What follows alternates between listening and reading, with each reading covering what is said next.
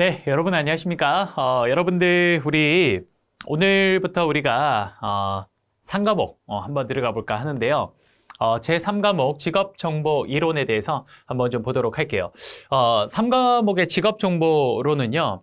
여러분 우리가 직업상담사 이제 우리 이론 수업을 할 때 총 5과목이지 않습니까? 우리 필기시험에서 첫 번째 1과목, 2과목, 3과목, 4과목, 5과목 중에 개인적으로 이제 가장 마지막에 했으면 좋겠다라고 제가 학습 그 커리큘럼에서 이야기를 했던 두 과목이 바로 이 3과목과 5과목입니다. 그쵸?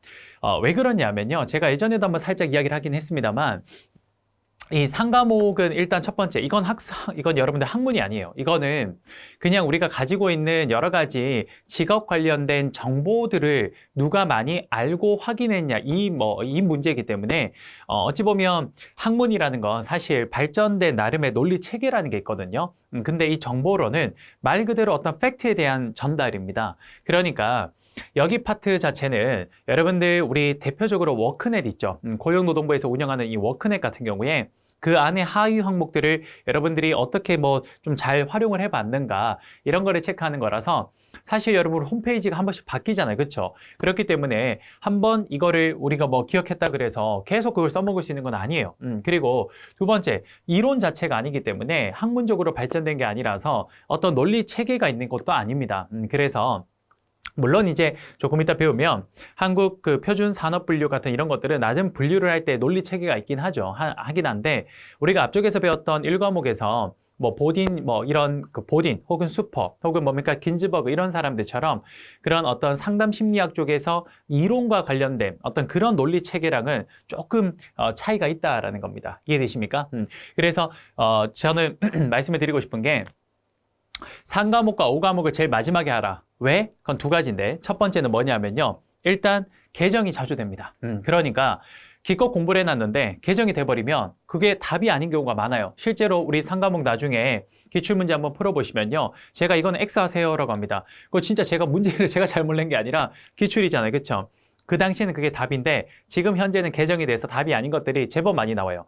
1과목, 2과목, 4과목은 그런 게 거의 없어요. 그런 건 없는데 3과목과 5과목은 정보를 전달하는 과목과 법이다 보니까 매년 개정이 됩니다. 그러니까 그런 부분에서 문제가 안 맞는 것들이 있어서 실컷 공부해놔도 그게 답이 아니면 의미가 없는 거예요. 그렇죠? 그러니까 이거는 가장 마지막에 하라는 거, 마지막에. 그리고 두 번째. 그래서 이제 3과목과 5과목은 최신을 항상 공부해야 되는 게 맞고요. 그 다음 두 번째는요. 3과목과 5과목을 제일 마지막에 하라는 이유가 바로 3과목과 5과목은요. 물론 5과목의 법을 그렇게 말을 하는 건 저는 잘못됐다고 생각하긴 해요. 무슨 말이냐면 법이라는 건 법 조문이 그렇게 나온 이유가 나름의 원인과 분석이 있어서 그래서 그것 때문에 법이 만들어진 거거든요.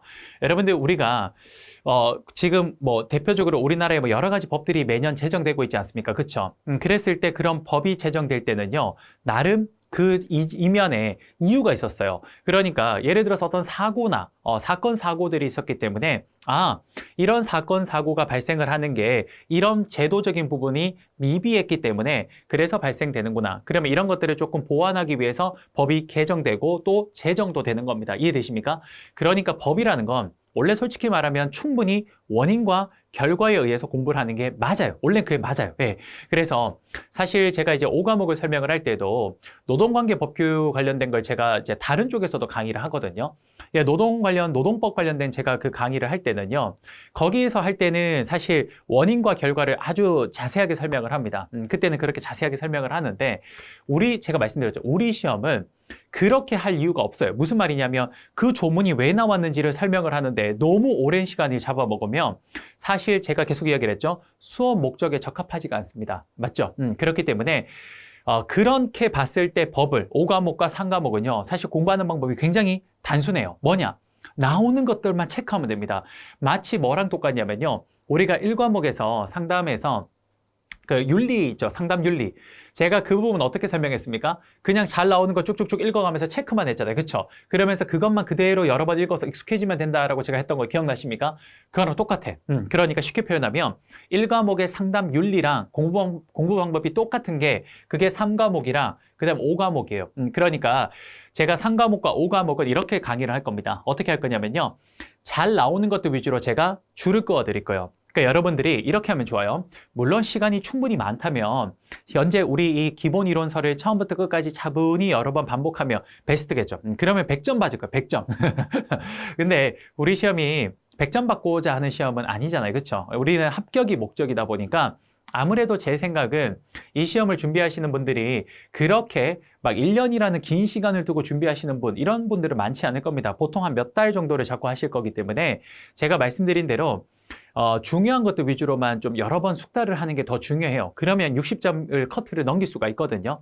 그러니까 제가 3과목과 5과목은 제가 강의를 진행을 할 때 제가 이제 여지껏 모든 기출 회차를 다 풀어봤잖아요. 그렇죠? 제가 보통 지금 제가 지금 푼 게 대략 한 15개년 정도 될 겁니다. 15개년? 한 10개년? 15개년? 하여튼 그 사이 정도 될 것 같은데, 어쨌든 그러면 1년에 3번 보니까, 예를 들어서 10개년이라고 해도 한 30회분 정도를 제가 풀어본 거잖아요. 그렇죠? 30회분에서 한 40회분 정도, 이 정도까지 제가 풀어본 건데, 그걸 한 번 푼 게 아니라 여러 번 반복을 하거든요. 저 같은 경우는 강의를 해야 되니까, 그렇죠? 그러면 거기에서 익숙하게 계속 나왔던 구절들이 있습니다. 그렇죠? 특히 3과목과 5과목. 그러면 여기에서 그런 것들을 제가 체크를 해드릴 겁니다. 그러면 그런 것들을 반복해서 공부를 한다면요. 여러분들 기출을 먼저 보고 이론을 보신 분이라면 기출에서 많이 봤던 것들이 이론에 여기 나오니까 이렇구나라고 한 번쯤 복습이라는 느낌으로 가시면 될 것 같고요. 반면에 이론을 먼저 하고 기출을 하시는 분들이라면 제가 이론에서 요거 잘 나옵니다라고 끊어드리면 그럼 그 부분들을 중점적으로 공부해서 기출에 딱 적용을 해보면 답이 보일 겁니다. 그 조금 오그라드는 이야기 있죠.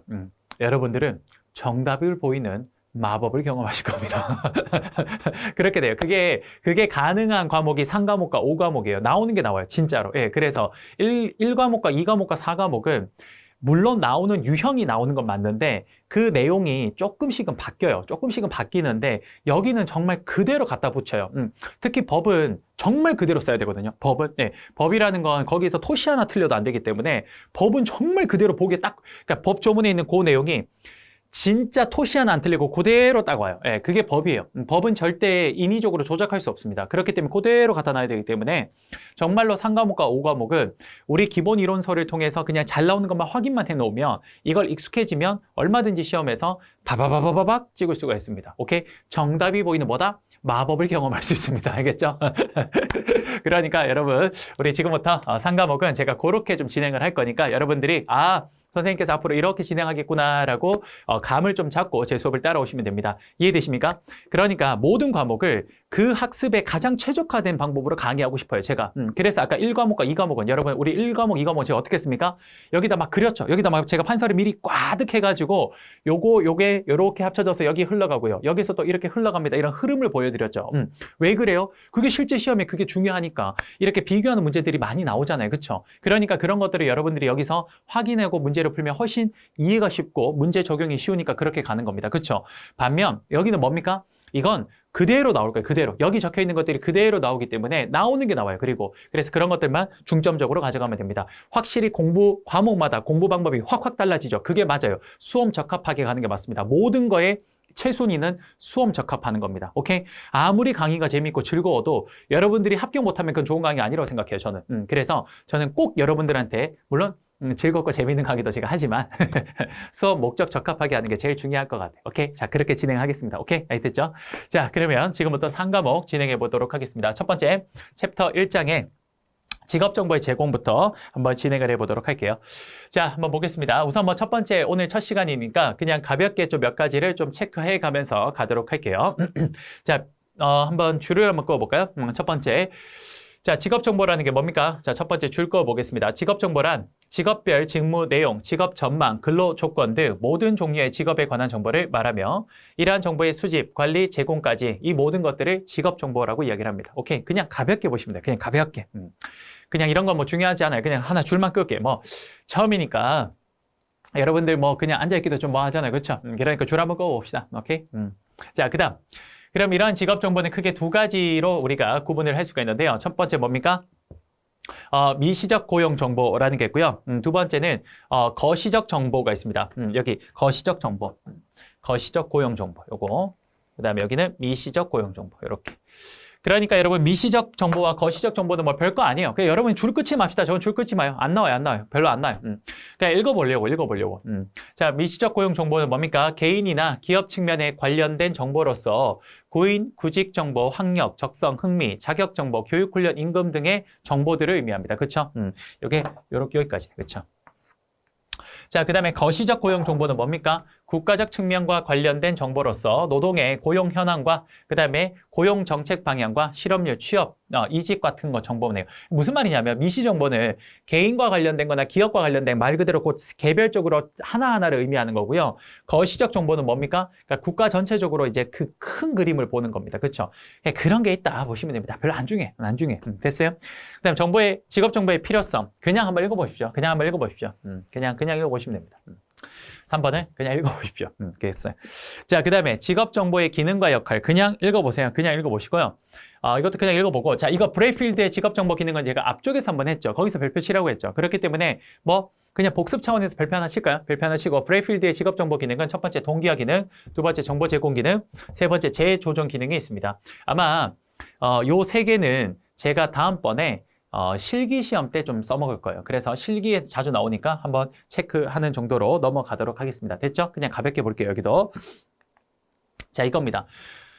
첫 번째, 직업정보 종류인데요. 정보를 수집하는 방법에 대해서 지금부터 설명을 할 건데, 첫 번째, 면접법이라는 게 있습니다. 자, 한번 볼게요. 이건 지금부터 잠깐만. 요거는 이렇게 할게요. 첫 번째, 면접법 별표 하나 치겠습니다. 면접법 별표 하나 칠게요. 자, 뭐냐? 진짜 많이 면접하는 거예요. 볼게요. 연구에서 필요한 정보를 연구 대상을 직접 만나서 언어적 표현을 통해서 수집 분석하는 겁니다. 여기까지 주급죠. 그냥 면접하는 거예요. 면접하는데 그 면접법은 크게 두 가지가 있습니다. 구조적 면접법과 비구조적 면접법이라는 게 있는데 그게 여기 있습니다. 자, 볼게요. 자, 그런데 여러분 제가 구조적 면접법과 비구조적 면접법은 다른 쪽에서도 한번 이야기를 했습니다. 뭐라고 했냐면요. 구조와 비구조는 딱 하나다. 뭐냐? 표준화되어 있고 절차가 정해져 있으면 구조적, 그 다음에 그렇지 않으면 비구조적. 그럼 면접이 뭐다? 표준화되어 있고 구체적으로 질문지가 미리 다 작성이 되어 있어서 그대로 물어보면 되는 게 구조적 면접법. 비구조적 면접법은 뭡니까?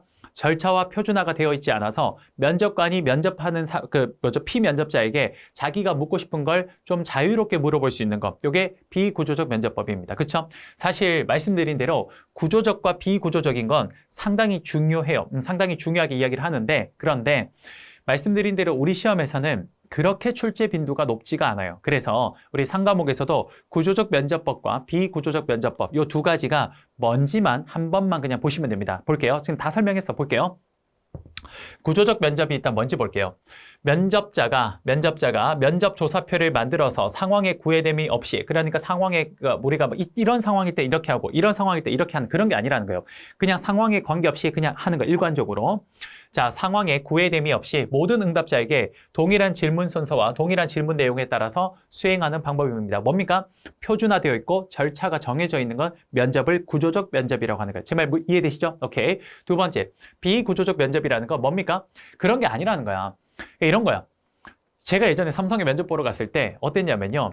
사실 이 구조적 면접과 비구조적 면접은 어느 한쪽을 선택하는 게 아니라 동시에 씁니다. 실제 면접에서는. 그러니까 구조적 면접은 어떻게 하냐.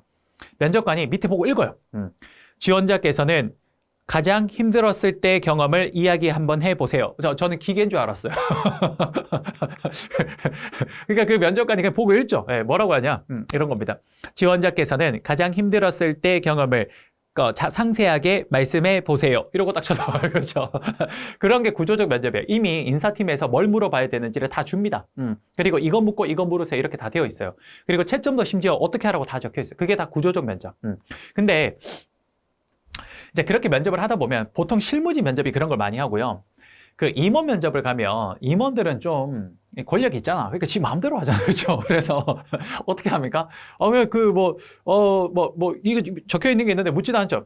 그냥 갑자기 진짜 앞에 묻지도 않았는데 갑자기 영어로 한번 면접해보세요. 영어로 한번 이야기해보세요. 막 이러지 않습니까? 그죠? 허걱, 이렇게.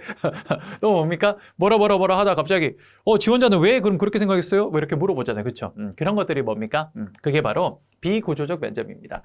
구조적 면접은 굉장히 표준화되어 있어서 면접관이 그렇게 능력이 없어도 누구나 할 수 있어요. 그래서 되게 좋습니다. 그런 면에서는. 근데 단점은 그러니까 정말 그 지원자들의 속마음이나 그 사람들의 좀 깊숙한 내용을 끌어내기는 어려워요. 반면에 비구조적 면접은 이런 단점을 여기서는 활용할 수 있겠죠. 그러니까 그 내가 봤을 때 이 상황에서 이런 걸 물어보면 좋을 것 같아라고 해서 그 사람의 속마음을 끌어낼 수 있습니다. 단점은 굉장히 좀 전문적인 어떤 그런 트레이닝을 받지 않은 면접관이 들어가면 그 면접이 어떻게 됩니까? 그렇죠. 그 도구판이 되죠. 도구판. 그렇죠. 강아지판. 그렇죠.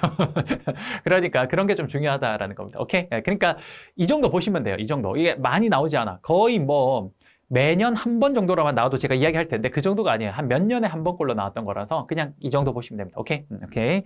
자, 됐고요. 그다음 설문지법이란 건 뭡니까? 말 그대로 조사 방법을 어떻게 하는 거예요? 저 직업 관련된 정보를 어떻게? 설문지 뿌려서 그냥 하는 게 그게 설문지법이에요. 그냥 가볍게 보시면 됩니다. 첫 번째, 설문지법은 조사 연구에 따른 자료 수집 방법으로 가장 널리 이용되는 방법 중에 하나입니다. 그렇죠? 오케이. 자, 그다음 내용 분석법. 요거 하나만 봅시다. 요거는 별표 하나 칠게요. 아까 면접법이라 뭘 별표치냐? 요거. 내용 분석법은 자체적으로 문제가 한 번씩 나올 때가 있어요. 그래서 내용 분석법 일단 별표 하나 치고요. 이건 뭐냐면 말 그대로 내용을 분석하는 겁니다. 어떤 내용 분석하는 거냐? 인간의 의사 전달과 관련된 내용을 분석하는 건데요. 자, 볼게요.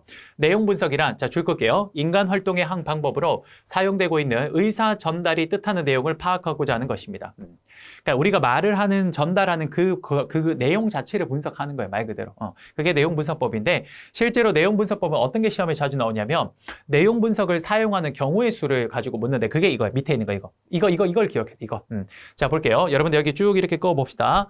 자, 내용 분석은 다음과 같은 경우에 주로 사용됩니다. 첫째, 조사 대상에 대한 직접적인 접근이 어렵거나 상실된 경우. 둘째, 실증적 자료에 대한 보충적 연구가 필요한 경우.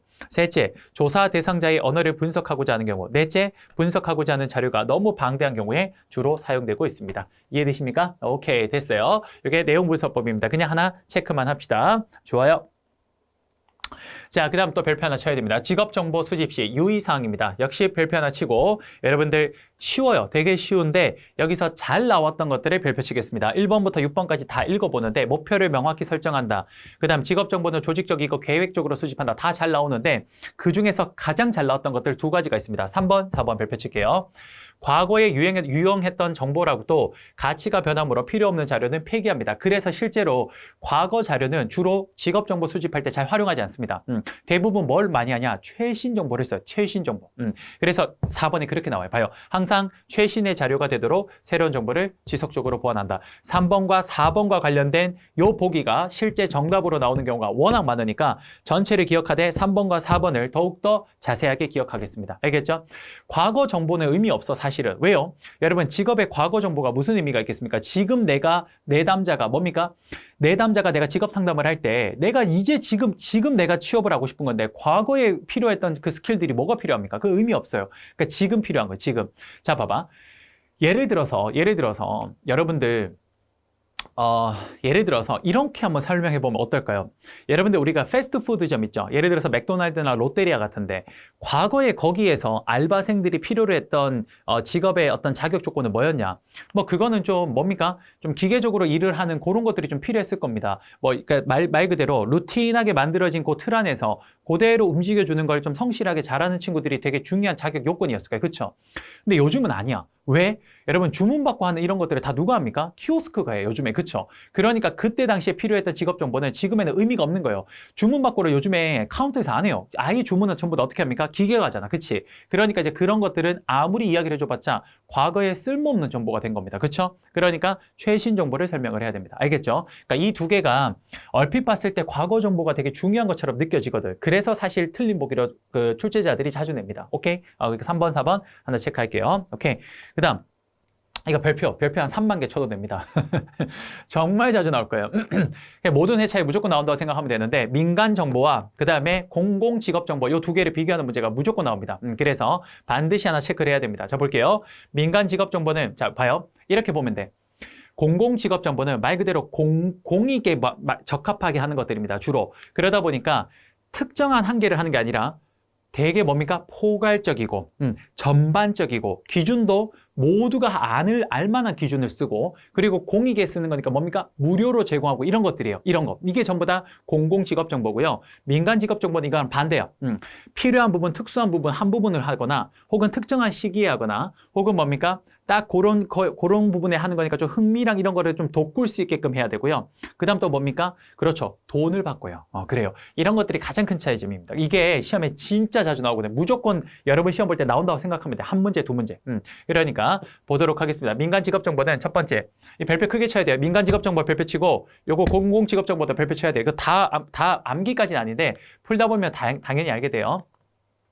자, 민간직업정보는 1번 필요한 시기에 한시적 신속하게 생산 운영되고요. 단기간에 조사되어서 집중적으로 제공됩니다. 특정 목적에 맞게 하고요. 그 다음 세 번째 시사적 관심이나 흥미도 유도해야 되고요. 돈 받습니다. 그래요. 이거예요. 근데 공공은 공익 목적으로 하고요. 특정한 시기에 국한하지 않고 뭡니까? 전반적으로, 일반적으로, 장기적으로 합니다. 오케이?